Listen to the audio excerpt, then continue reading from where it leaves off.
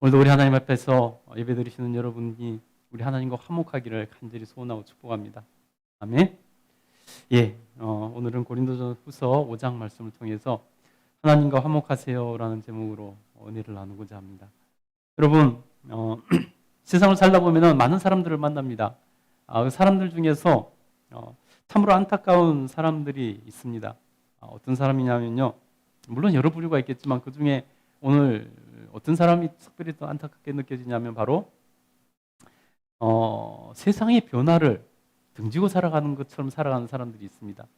여러분, 세상은 항상 변합니다. 여러분, 어렸을 때 세상하고 지금 세상하고 어떻습니까? 불과 몇십 년 사이에 얼마나 많이 바뀌었습니까? 심지어 여러분, 우리가 쓰는 말도 바뀌지 않았습니까? 말은 안 바뀔 것 같은데 말도 써도 바뀝니다. 여러분, 세상이 그렇게 변하고 있는데 자기 생각에 갇혀서 혹은 자기의 고집에 갇혀서 자기 선입견에 갇혀서 자기만 옳다고 생각하는 그러한 고집에 갇혀서 세상이 변화되는 것을 받아들이지 못하는 그런 사람들이 있습니다. 물론 그것을 따라가지 못해서 변화를 따라가지 못해서 갇혀 있는 사람들도 있죠. 여러분, 세상은 항상 변합니다. 사람들의 생각도 바뀌고요, 가치관도 바뀌고, 기술도 변하고, 그러면 또 어떻습니까? 심지어선 우리가 사용하는 사람들을 대하는 예절조차도 바뀌는 것을 볼 수 있습니다. 옛날에는 그렇게 행동하면은 큰 신뢰였는데 지금은 그것이 보편적이 됐거나 오히려 그렇게 해야 되는 경우들도 생기는 것이죠. 세상이 얼마나 많이 바뀌는지 모릅니다. 그렇게 바뀌는 것을 우리는 세상이 변하는 것을 시류가 바뀐다라고 이렇게 표현을 하죠. 그러나 사람들은 어느 정도 나이가 들면서 그것을 따라가지 못하거나 또 자신의 열정이 한창일 때, 자기 뇌가 배우는데 한창일 때 받아들였던 그곳에 머물러 있는 그러한 경우를 봅니다. 그래서 시대를 따라가지 못하는 사람들이 있죠. 대부분의 사람들, 특별히 나이가 들면 들수록 더 그런 경향이 나타나고 때로는 젊더라도 선입견에 빠져서 혹은 익숙한 것에서 벗어나고 싶지 않아서 또 새로운 것을 받아들이는 것이 두려워서 기존에 있던 것이 편해서 젊은 사람도 그런 경향을 보이는 경우가 종종 있습니다. 그래서 우리가 몸으로 사용하는 것들, 우리가 일을 하면서 사용하는 것들, 컴퓨터나 휴대폰 같은 것들은 그 변화를 우리가 비교적 쉽게 받아들이고 잘 사용하기도 합니다. 그런데 여러분, 특별히 지식이나 우리의 마음이나 정신세계나 가치관, 세계관, 이런 것들, 특별히 영적인 부분에 있어서 더 변화를 받아들이지 못하는 경향이 많습니다. 저희 아버지는 연세가 많습니다. 제가 나이가 꽤 됐으니까 저희 아버지도 연세가 꽤 많겠죠. 저희 아버지를 보면서 때로는 저보다 더 개혁적이고 때로는 저보다 더 이렇게 깨어있는 그러한 생각이 들 때가 참 종종 있습니다. 특별히 정치에 대해서는 더욱더 그런 경향을 보일 때가 많이 있습니다. 그러나 저희 아버지가 한 가지 극복하지 못하고 변하지 못하는 것이, 빠져나오지 못하는 것이 한 가지가 있습니다. 그것은 바로 뭐냐면 바로 과학 지상주의, 과학 만능주의에 빠져 있어서 그것을 벗어나지 못하는 경향이 아직도 보이고 있습니다. 말 그대로 과학 지상주의, 과학 만능주의는 과학이 모든 것을 다 해낼 수 있다. 과학이 최고고 과학이 모든 것을 설명할 수 있고 모든 문제를 해결할 수 있고 더 나아가서 과학이 유토피아를 만들 수 있다 라는 생각을 할 때가 여러분 사실 과거에 있었습니다. 저희 아버지가 한참 젊었을 때는 모든 사람들이 과학 만능주의에 빠져 있었죠. 여러분 한번 생각해 보세요. 그럴 수밖에 없었습니다. 여러분, 우리나라가 6.25로 모든 것이 폐허가 된 그런 상황 가운데서 전기도 없던 시대에 과학이 발달하고 과학이 들어오면서 전기가 들어오고 자동차가 막 굴러다니고 산업화되면서 공장에서 수많은 제품들을 찍어내고 살기가 얼마나 좋아지고 얼마나 편해졌습니까? 그것을 경험한 사람들은 과학이 모든 것을 해낼 수 있고 우리를 천국과 같이 낙원을 유토피아를 만들 수 있다는 그런 환상이 빠지는 그런 시절이 불과 몇십 년 전에 있었습니다. 그야말로 과학이 비약적으로 발달하면서 모든 사람들이 과학에 그런 기대를 거둔 시절이 있었습니다. 상상할 수 없었던 것들이 현실로 만들어지고 밝혀지니까 그 시대에는 과학의 그 낭만에 취해 있던 그런 시대가 있었죠. 그러나 여러분, 그 낭만은 결국은 깨지고 말았습니다. 오히려 과학을 하는 그 과학자들에 의해서 먼저 그 과학 만능주의의 낭만이 경고되고 깨져버렸습니다. 아무리 과학이 발달해도 사람이 좀 편해지고 이동이 좀 쉬워지고 빨라지고 또 수명이 좀 늘어나기는 했지만은 아무리 살펴봐도 인간의 근본적인 문제는 하나도 변한 것이 없더라는 것입니다.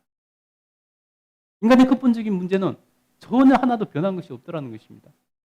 그대로라는 것입니다.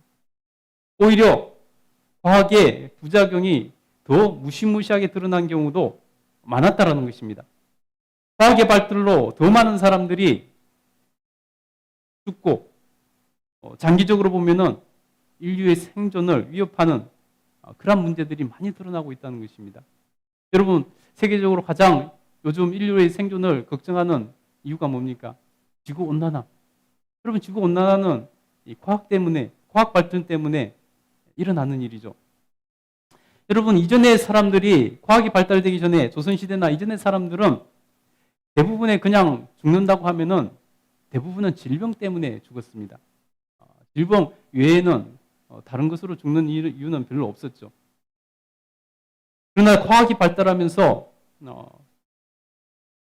그보다 더 많은 사람들이 각종 무기, 전쟁, 오염, 교통사고 등등의 사고, 암등과 같은 현대병 때문에 살아있는 사람들의 수명은 늘었지만 이전보다 훨씬 더 많이 과학 때문에, 과학 발전 때문에 사람들이 훨씬 더 많이 죽는 것이 사실입니다.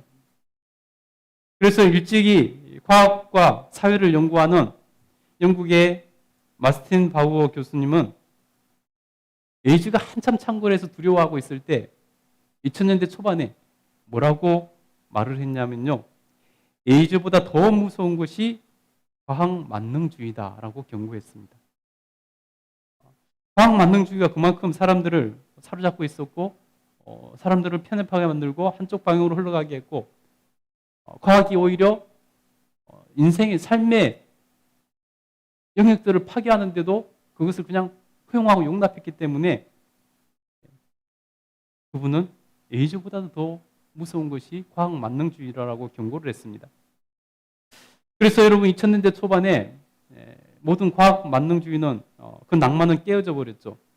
지금은 일부 편견에 빠져 있는 사람이거나 또 과거를 사는 사람들 빼고는 누구도 과학 만능주의를 말하지 않습니다.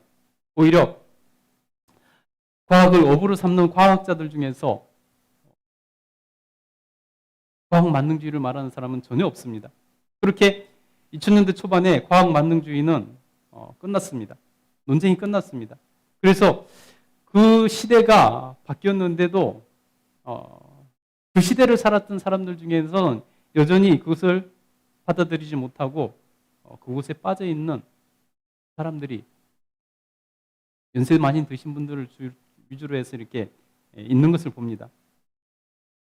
여러분, 여러분 가운데는 그렇게 뭔가를 받아들이지 못하고 세상이 변했는데도 그것을 인지하지 못하고 받아들이지 못하는 사람이 없기를 바랍니다. 여러분, 한번 보세요. 변화를 받아들이는 것이 우리 인생에서 얼마나 중요한지, 그것을 받아들이지 못하면 얼마나 안타까운지를 우리는 살면서 세상을 보면서도 늘 깨달을 수 있습니다. 여러분, 요즘 세계에서 제일 잘 나가는 회사들 한번 보세요. 전기 자동차를 만드는 테슬라의 CEO 일론 머스크, 애플의 스티브 잡스, 마이크로소프트의 빌 게이츠, 구글의 세르게이 브린, 아마존의 제프 베조스, 페이스북의 마크 저커버그 같은 사람, 그 사람들은 누구도 상속받아서 부자인 사람이 저는 없습니다. 그 사람들이 세계 최고의 부자들이 되고 세계 최고의 기업을 이끌 수 있었던 것은 무엇입니까? 변화를 앞서서 캐치하고 그 변화를 앞서서 받아들이고 혁신을 이끌었던 그런 사람들이었습니다. 쉽게 말해서 변화의 마음을 연 사람들이라고 할 수 있죠. 반면에 변화의 마음을 닫고 장막을 치고 현재에 안주해 있는 사람과 기업들은 한결같이 다 망하는 것을 볼 수 있습니다. 예를 들어서 여러분, 우리가 지금은 다 디지털 카메라를 쓰고 있죠. 핸드폰에도 다 디지털 카메라가 들어있죠. 그죠? 근데 여러분, 디지털 카메라가 생기기 전에는 어떤 카메라를 썼죠? 필름 카메라를 썼습니다. 필름 카메라, 제가 퀴즈 한번 내보겠습니다. 그렇다면은 그 필름 카메라가 온 세상을 덮고 있었을 때 제일 먼저 디지털 카메라를 만든 회사는 어딜까요? 어딜까요? 지금 제일 디지털 카메라를 제일 많이 사용하는 나라의 회사는 어딜까요? 예, 일본의 캐논, 소니, 니콘 같은 회사들이 디지털 카메라를 제일 많이 팔아먹고 있습니다. 세계를 선도하고 있죠. 근데 여러분, 제일 먼저 디지털 카메라를 만든 회사는 어디였냐면요. 세계 최초로 필름을 상용화하고 세계에서 제일 필름을 많이 팔아먹던 회사, 코닥이라는 회사가 디지털 카메라를 최초로 만들었습니다. 무려 1975년도에. 무려 1975년도에 디지털 카메라를 만들었습니다. 여러분, 그런데 디지털 카메라가 2000년대 들어서서야 상용화됐잖아요. 그죠? 무려 지금부터 벌써 몇십 년 전입니까? 75년도에 디지털 카메라를 만들었습니다. 그 카메라를 만드는 데 있어서, 개발하는 데 있어서, 발명하는 데 있어서 일화가 있습니다.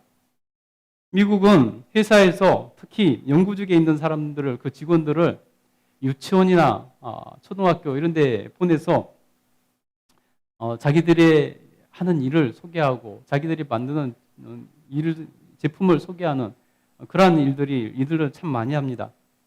왜냐하면 아무것도 모르는 백지장과 같은 어린이들에게 그들이 알아들을 수 있는 말로 자기들이 하고 있는 일을 일부러 설명하게 하는 거예요. 특별히 개발하고 연구하는 연구직 직원들에게 그런 일들을 시킵니다. 회사에서 일부러 그 일을 시켜요. 왜냐하면은 매너리즘에 빠져 있고 그런 사람들에게 새로운 눈으로 볼 수 있고 또 자기들이 하고 있는 그 일을 가서 소개함으로 회사에서도 이렇게 홍보도 될 수 있고 그렇기 때문에 유치원생들, 초등학생들에게 가서 특별히 연구직에 있는 사람들을 보내서 그 아이들에게 자기들이 하는 일을 이렇게 설명을 해두도록 합니다.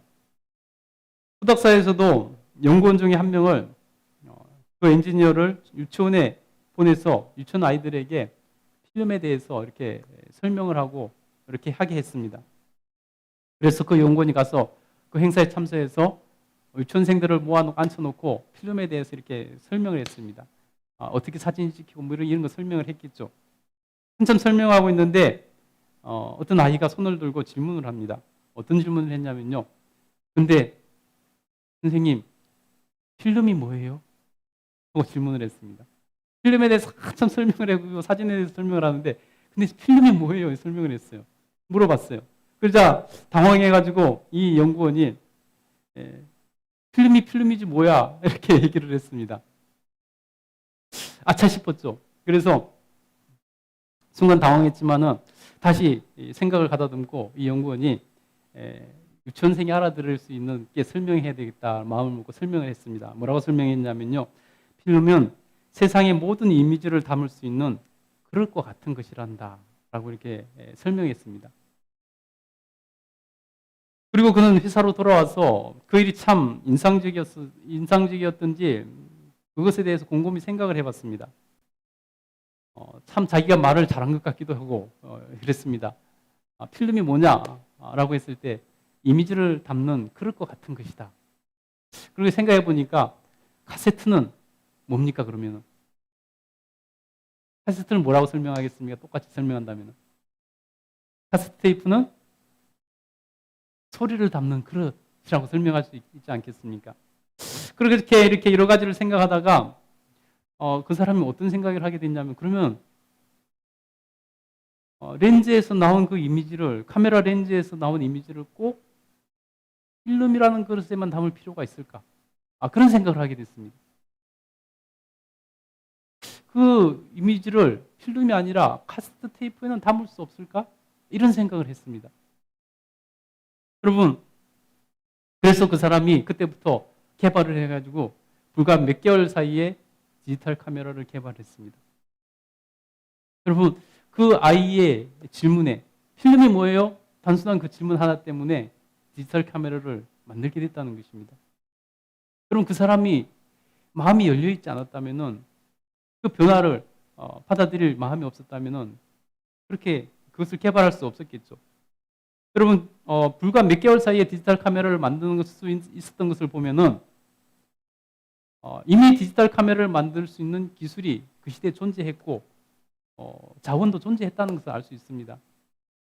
여러분, 완전히 새로운 것을 만드는데 불과 몇 개월 만에 만들 수 있다는 것은 거의 있을 수 없는 일이죠, 사실은. 그런데 그 짧은 시간에 만들 수 있었던 것은 누구라도 그것을 생각할 수 있었으면 만들 수 있었다는 것입니다. 근데 생각을 하지 못하니까 만들지 못했다는 것이죠.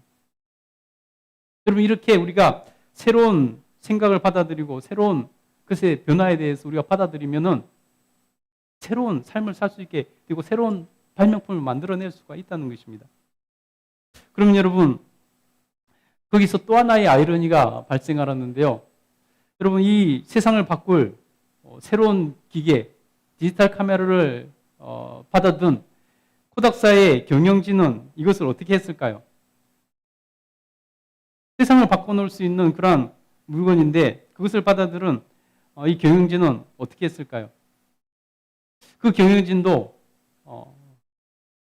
이 물건을 보면서 이것이 이 카메라 세상을 바꾸겠구나 하는 생각을 했습니다. 그런데 그들은 어떻게 받아들였냐면요.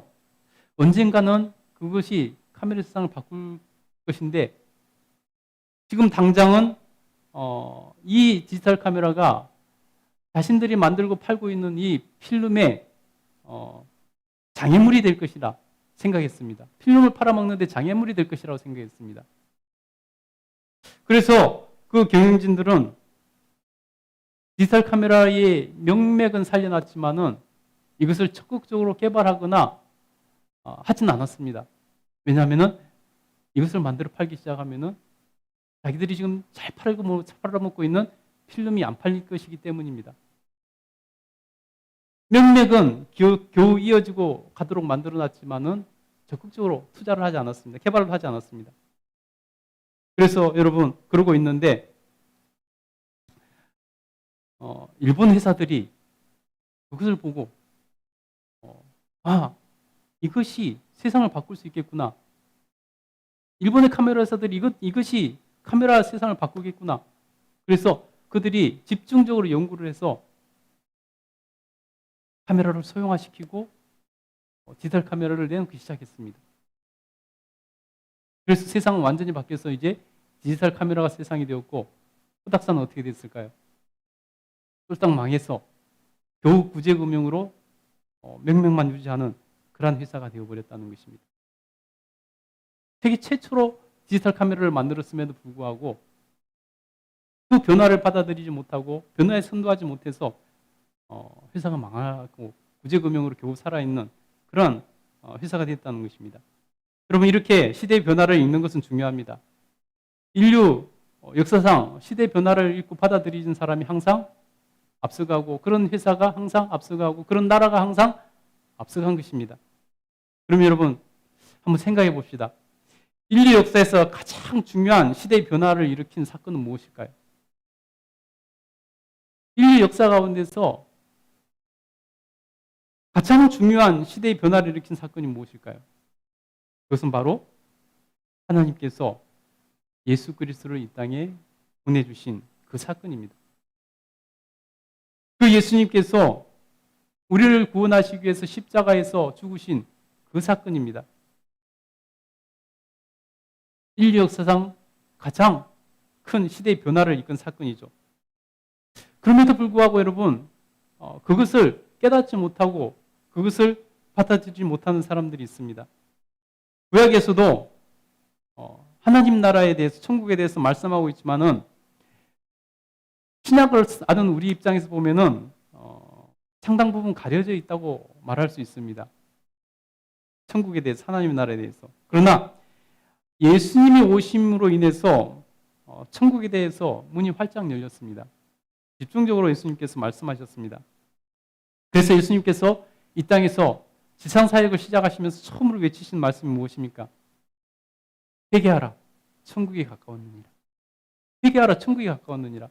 이제는 우리가 천국을 준비하는 시대를 살아야 된다고 말씀하고 있는 것입니다.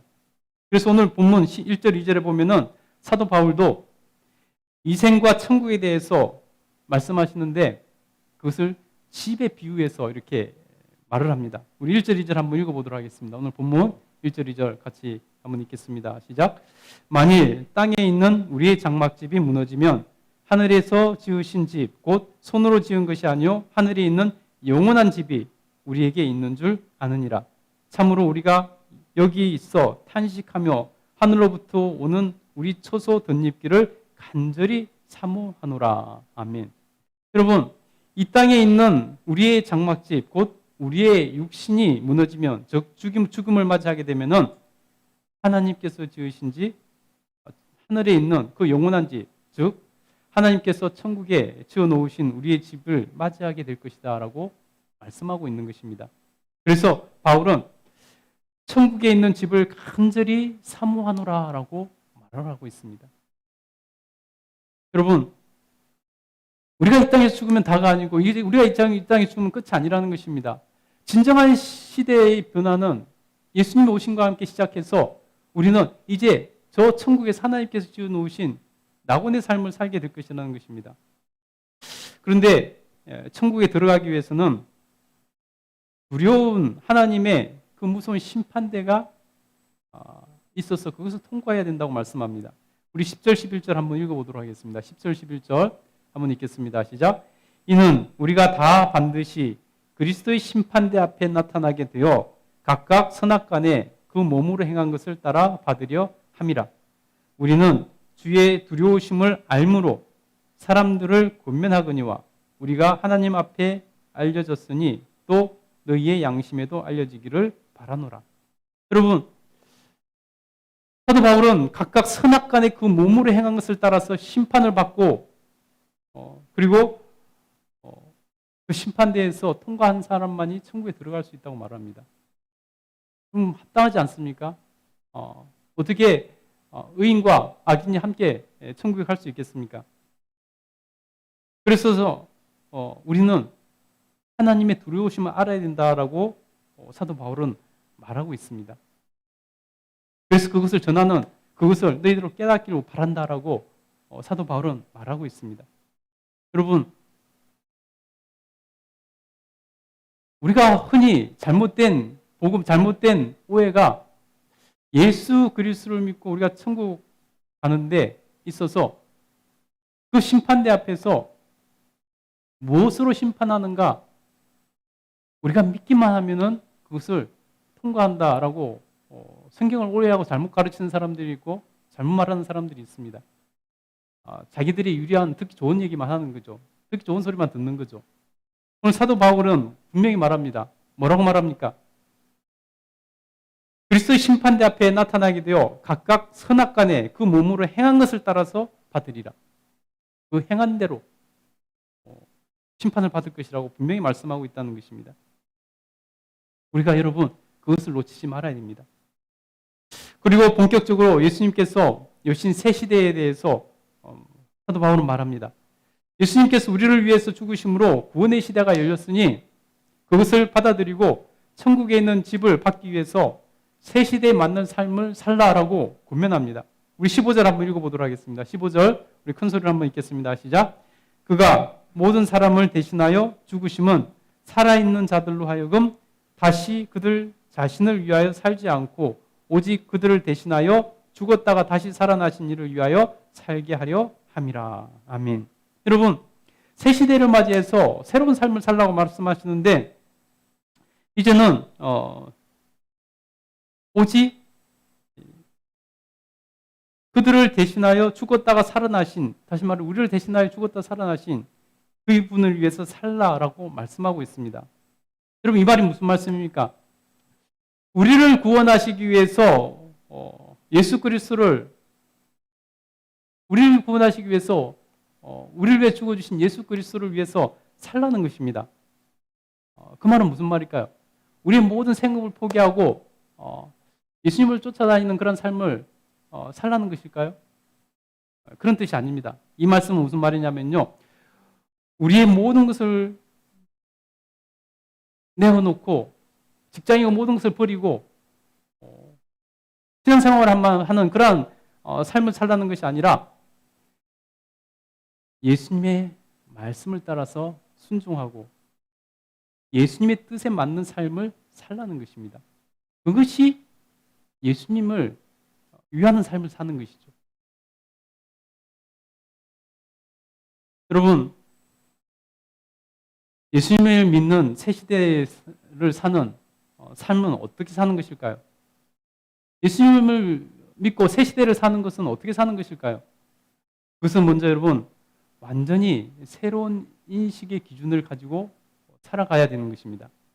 그래서 오늘 본문은 옛 시대의 육신을 따라 살지 말고 새로운 시대의 기준을 따라 살라라고 말합니다. 우리 16절 한번 읽어보도록 하겠습니다.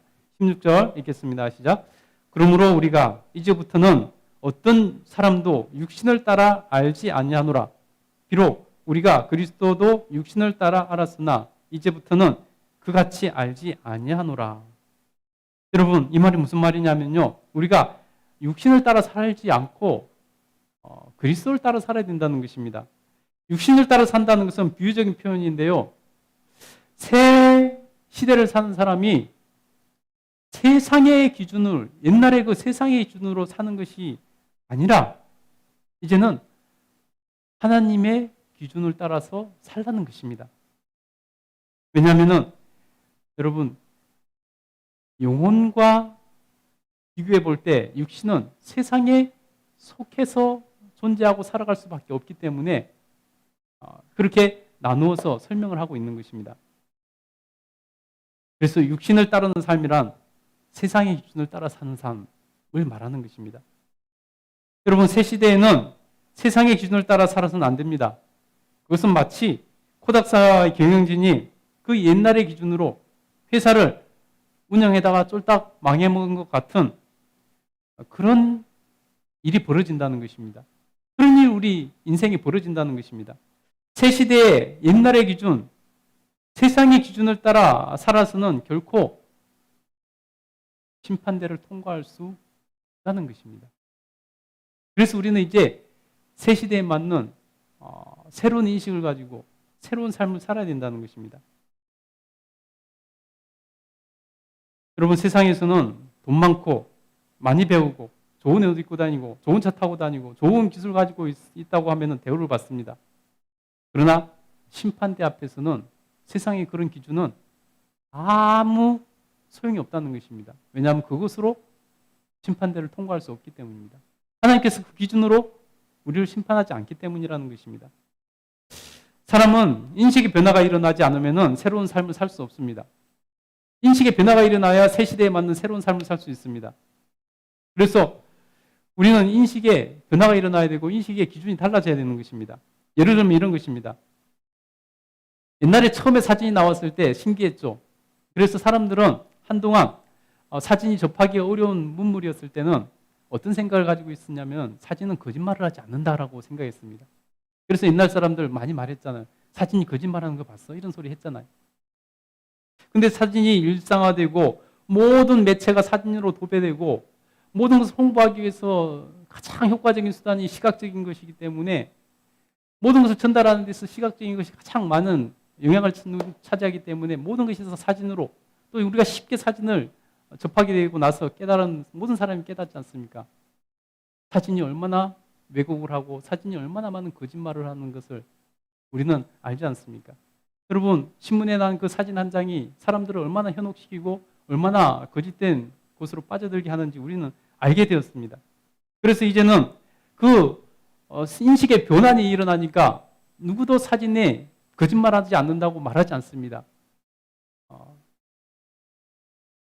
진리를 보게 된 것이죠.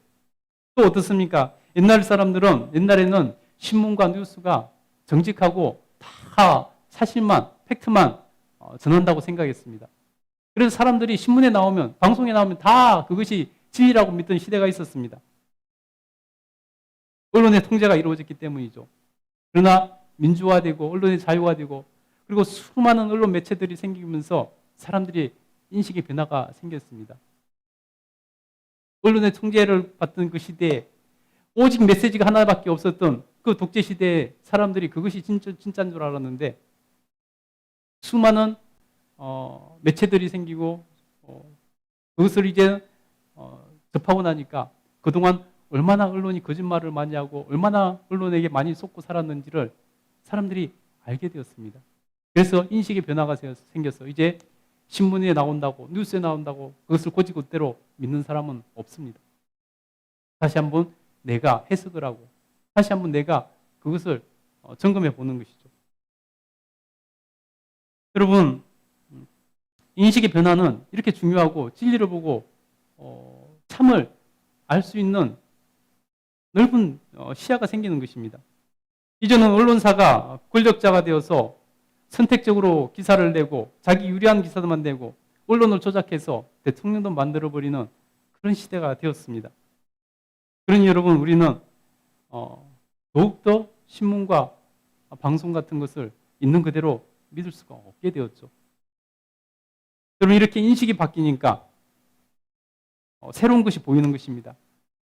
진리가 보이고 참된 것이 보이기 시작하는 것입니다. 그런 새로운 인식의 변화를 받아들이는 사람은 세상을 보는 눈이 밝아지고 확장되는 것입니다. 그러나 여전히 신문과 뉴스가 거짓말을 하지 않는다고 생각하는 사람들은 손해보고 속고 그것이 다라고 알고 있다는 것입니다. 여러분,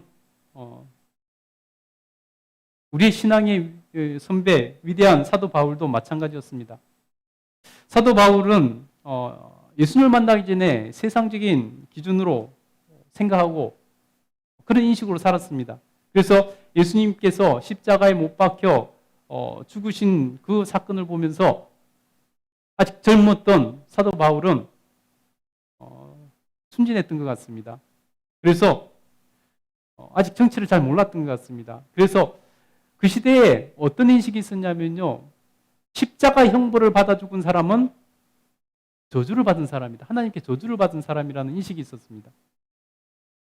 그래서 사도 바울도 그런 인식으로 예수님께서 십자가에서 죽었기 때문에 분명 그 사람은 죄인이고 하나님께 저주받은 사람이라는 인식을 갖고 바라봤습니다. 그래서 어떻게 십자가에서 저주받아 죽은 사람이 메시아가 될 수 있는가? 이런 입장이었죠. 그래서 그는 예수님을 믿는 사람들, 그 초대교회를 핍박하기 시작했습니다. 예수님 믿는 사람들을 잡아다가 옥에 가두기 시작했습니다. 그러던 그에게 인식의 변화가 일어납니다. 예수님 믿는 사람들을 잡으러 담메색으로 가던 그 길에서 적극적으로 예수님을 만납니다. 예수님을 인격적으로 만납니다. 그리고 그때 새로운 인식의 기준이 생겼습니다. 그때 깨달았습니다. 그제서야 진리의 눈을 뜨게 되었습니다. 예수님이 죽으신 것은 저주를 받아 죽은 것이 아니라 우리를 구원하시기 위해서 우리 대신에 십자가에서 죽으셨구나. 새로운 깨달음을 갖기 시작했다는 것입니다. 그래서 그는 그때부터 예수님을 온 인류에 전하게 되겠다는 그런 사명을 받고 목숨을 걸고 세계를 다니면서 복음을 전했습니다. 그러면서 그 전한 복음 때문에 유럽에서, 미국에서, 우리나라에까지 복음이 와서 우리가 구원의 여정에 들어선 것 아니겠습니까? 여러분, 이렇게 새 시대를 사는 사람은 세상의 기준을 넘어서 하나님의 기준을 깨닫고 살아가는 인식의 변화가 일어나야 됩니다. 그래야 새 시대에 맞는 삶을 살 수 있고, 그래야 우리가 심판대를 통과할 수 있는 삶을 살 수 있게 된다는 것입니다.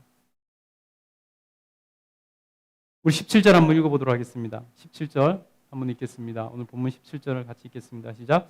그런즉 누구든지 그리스도 안에 있으면 새로운 피조물이라. 이전 것은 지나갔으니 보라 새 것이 되었도다. 아멘. 여러분, 우리는 이제 새 사람이 된 것을 인지하고 인식의 변화가 있어서 새로운 사람이 되어서 새 사람을 살아야 되는 것입니다. 새로운 피조물이 되었다, 새 사람이 되었다는 것을 우리가 알고 살아야 되는 것입니다. 그러면 여러분, 새로운 피조물, 새 사람이 되었다는 것은 무엇일까요? 무엇일까요? 어떤 것이 새로운 새 사람이 된 것일까요? 거듭나야 한다는 예수님의 말씀에 그러면은 어머니 뱃속에 다시 들어갔다 나와야 됩니까? 라고 말했던 니고데모처럼 죽었다가 다시 살아나야 된다는 말일까요? 우리 17절에 다시 보시면요. 그런즉 누구든지 그리스도 안에 있으면 새로운 피조물이다. 우리가 새로운 사람, 새 사람으로 살 수 있는 방법이 뭐라고요? 그리스도 안에 있으면, 그리스도 안에서 살아가면 새로운 사람이 된다는 것입니다. 새로운 삶을 살게 되는 것이라고 말하고 있습니다. 여러분, 그러면 어떤 사람이 그리스도 안에 있는 것일까요? 어떤 사람이 그리스도 안에서 살아가는 것일까요?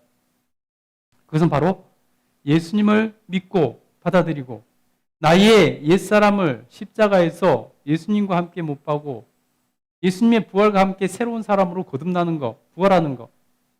그래서 그렇게 새로운 삶을 사는 것. 이것이 바로 예수님 안에 사는 사람입니다. 그래서 갈라디아서 2장 20절에 따르면은 나의 옛사람은 죽고 오직 그리스도 안에서 새 사람이 되는 것이라고 말할 수가 있습니다. 이것이 바로 예수 그리스도 안에서 사는 새 사람이 되는 것입니다. 그래서 새로운 피조물이 된 사람은 한 가지 사명을 갖게 됩니다. 내가 정말로 예수님 안에서 새 사람이 되었다. 새로운 인식을 가지고 새 시대에 새 사람으로 살아가겠다고 하는 사람은 누구에게나 공통적으로 새로운 사명을 주시는데요. 그것이 뭐냐면 바로 18절 19절에 있습니다. 한번 읽어보도록 하겠습니다. 18절 19절 같이 읽겠습니다. 시작. 모든 것이 하나님께로서 났으며 그가 그리스도로 말미암아 우리를 자기와 화목하게 하시고 또 우리에게 화목하게 하시는 직분을 주셨으니 곧 하나님께서 그리스도 안에 계시사 세상을 자기와 화목하게 하시며 그들의 죄를 그들에게 돌리지 아니하시고 화목하게 하시는 말씀을 우리에게 부탁하셨느니라. 아멘. 여러분, 예수님께서 십자가에 죽으심으로 예수님께서 우리와 하나님을 화목하게 하셨습니다. 그래서 우리로 예수 그리스도 안에서 새 사람이 되어 살게 하셨다는 것입니다. 그런데 여러분, 그런 사람은 반드시 사명이 주어지는데 어떤 사명이 주어지냐? 예수님이 하신 그 화목해 하는 사명. 예수님께서 하셨던 이 땅에서 우리와 하나님을 화목하게 하셨던 그 일을 우리가 이어받아서 하게 되어 있다는 것입니다. 그래서 오늘 본문은 화목해 하는 직분이라고 말을 하고 있습니다. 그래서 정말 새 사람이 된 사람, 새로운 삶을 사는 사람은 나만 하나님과 화목한 것이 아니라 하나님을 모르고 아직 하나님과 화목하지 못한 사람들을 하나님과 화목하도록 도와주는 일을 해야 된다라고 말씀하고 있는 것입니다. 여러분, 그래서 여러분 교회 안에서 지금 고린도 교회 안에서 아직 하나님과 교회는 나오지만 아직 초신자였거나 아직 믿음이 연약해서 아직 교회에서 나와서 신앙생활을 시작했지만 하나님과 화목할 줄을 모르고 하나님과 화목하지 못한 사람, 그래서 다시 말해서 새 삶을 살고 있지 못한 사람들에게 사도 바울은 간곡하게 말씀하시는 것입니다. 너희가 하나님과 화목하라 라고 말씀하고 있습니다. 그리고 화목한 사람들은 다른 하나님과 화목하지 못한 사람들을 화목해 하는 직분을 주어주셨으니까 화목하게 하는 일을 하라라고 말씀하고 있는 것입니다. 여러분, 그래서 사도 바울은 이렇게 말합니다. 20절에 한번 읽어보도록 하겠습니다. 20절 읽겠습니다. 시작.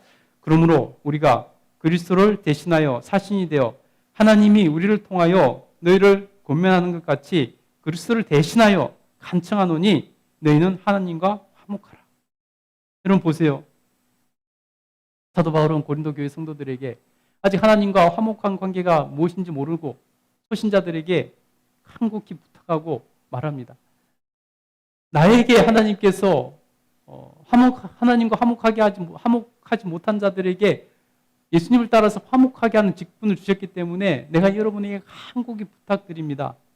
여러분 하나님과 화목하십시오 라고 이렇게 사도 바울은 고린도 교회 성도들에게 편지하고 있는 것입니다. 저도 여러분에게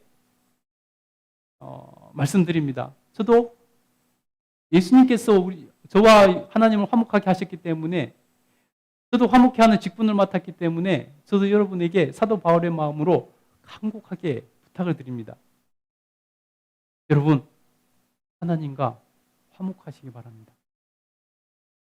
그래서 여러분 새 시대에 새 사람으로 살고 그래서 여러분이 그 두려운 심판대 앞에서 여러분이 새 삶을 삶으로 통과해서 지옥 가는 것이 아니라 천국에 갈 수 있는 여러분 되시기를 간절히 소원하고 축복합니다.